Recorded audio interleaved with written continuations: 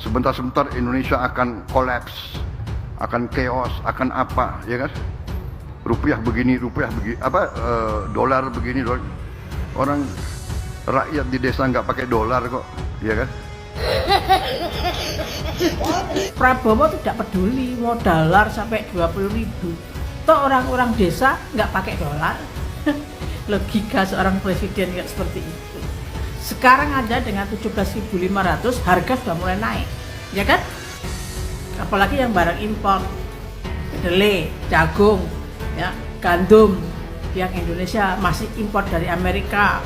Kalau dolar sampai 20.000, BBM akan tetap tidak dinaikkan, Pertalite tidak dinaikkan. Saya kok nggak yakin. Jadi jangan dibodohin rakyat dengan hanya omon-omon. Orang desa nggak pakai dolar, kata Pak Prabowo. Luar biasa, nasionalis banget. Tapi apa kata ekonom? Prof. Eril atau itu? Salah Pak, kalau dolar naik Pak, semua orang kena Pak. Bukan cuma orang desa aja ya Pak ya, orang hutan juga kena Pak. Bapak ingat, impor BBM itu bayar pakai apa Pak? Kalau bukan dolar. Kalau dolar naik, apalagi harga minyak naik, semua orang kena Pak. Dolar naik ya, harga minyak naik, emang produksi nggak pakai minyak Pak. Tapi kalau Bapak bilang orang desa tidak pegang dolar dan tidak menjadi korban daripada dolar, Bapak salah. Dibohongin apa? Bapak dibohongin oleh orang-orang Bapak. Sungguh disayangkan seorang pemimpin yang tidak memahami. Rupiah naik sampai 17.000 lebih. Dampaknya itu, kok seorang pemimpin tidak memahami itu? Bapak itu seorang pemimpin Pak. Masa Bapak tidak tahu tentang dampaknya itu seperti apa Pak? Sekarang ini aja sudah 17.600 Pak. $1 ya, $1. Masa Bapak tidak memahami tentang dampaknya? Memang betul Pak, di pedesaan itu semuanya tidak belanja memakai dolar, semua memakai rupiah. Bukan hanya di pedesaan Pak, sampai di perkotaan pun demikian. Mayoritas masyarakat Indonesia belanja memakai rupiah, bukan dolar Pak. Namun sungguh disayangkan Bapak seorang pemimpin tidak mengetahui tentang dampaknya itu Pak. Singgung soal nilai tukar rupiah yang terus anjlok, Presiden Prabowo, orang desa nggak pakai dolar kok. Pernyataan ini terdengar nyeleneh.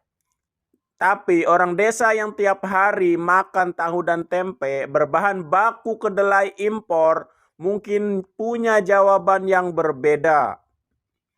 Nah, di sebuah warung pinggir desa, seorang ibu mengambil 2 potong tahu untuk lauk makan siang. Harganya naik lagi.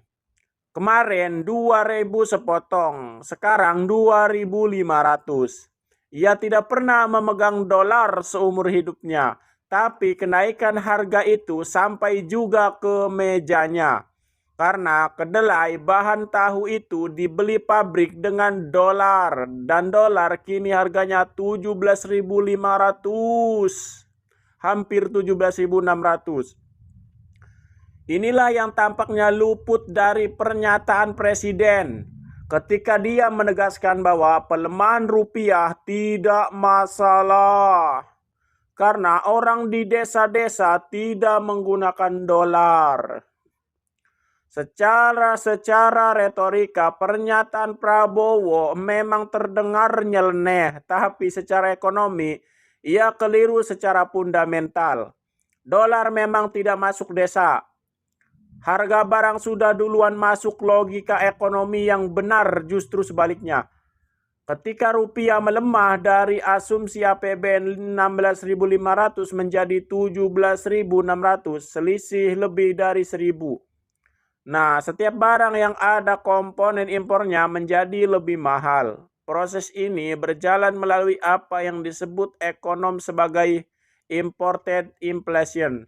Inflasi yang merayap diam-diam dari pabrik ke distributor, dari distributor ke pengecer, dari pengecer ke warung desa. Orang desa membayarnya dengan rupiah.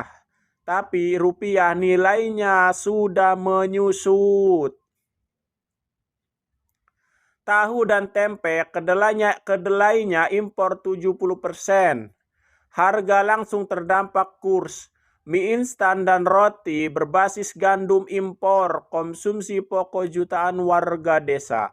Pupuk dan pestisida bahan bakunya impor. Petani menanggung kenaikan biaya tanam. Solar dan BBM sensitif terhadap kurs. Biaya transportasi naik, harga di desa ikut naik. Nah, obat-obatan, bahan farmasi mayoritasnya impor. Biaya sehat warga desa meningkat. Mereka tidak perlu pegang dolar untuk merasakan dolar. Cukup pergi ke warung dan mendapati harga tahu tempe yang naik.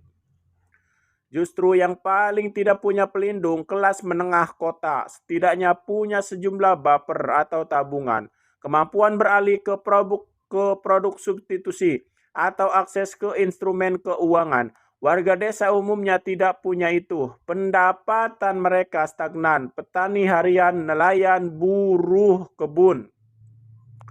Sementara harga bergerak mengikuti kurs. Jika inflasi kebutuhan pokok naik 5-7%, sementara pendapatan mereka tidak kemana-mana, daya beli real mereka terkikis tanpa mereka bahkan tahu namanya. Nah, ironis terbesarnya, kelompok yang paling disebut tidak terdampak dolar justru adalah yang paling cepat merasakan dampaknya. Karena tidak ada bantalan. Tidak ada mekanisme lindung nilai, tidak ada pilihan selain mengurangi porsi makan. Yang seharusnya dikatakan seorang pemimpin yang benar-benar memihak desa tidak akan berkata, tidak masalah. Seharusnya dia berkata, ini memang masalah dan inilah langkah konkret kita untuk memastikan harga-harga kebutuhan pokok di desa tidak naik. Subsidi tepat sasaran dan asumsi APBN kita sesuaikan dengan realita. Rakyat di desa tidak butuh ditenangkan dengan analogi ataupun pidato omon-omon. Mereka butuh harga tahu yang stabil, solar yang terjangkau, dan pupuk yang bisa dibeli sebelum musim tanam tiba. Senyuman boleh tetap ada, tapi ia harus disertai kebijakan, bukan menggantikannya. Sebelumnya, Presiden Prabowo Subianto menanggapi persoalan nilai tukar rupiah yang terus anjlok terhadap dolar Amerika Serikat dalam beberapa waktu terakhir. Hal ini disampaikan dalam peresmian Museum Marsinah di Nganjuk.